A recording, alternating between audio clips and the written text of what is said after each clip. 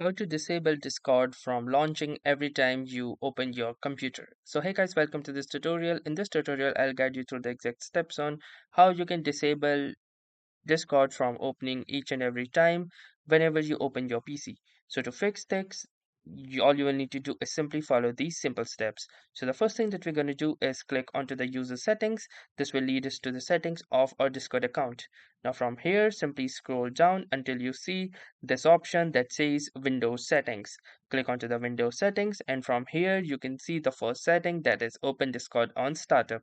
Save yourself a few clicks and blah blah blah, but in reality you might not always be wanting to open Discord by default, and also it will be opened in the background process as well, which will consume more and more of your RAM, thus decreasing performance.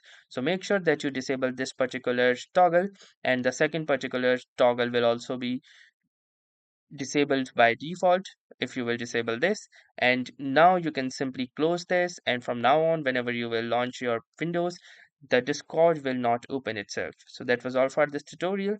Thanks for watching and have a nice day.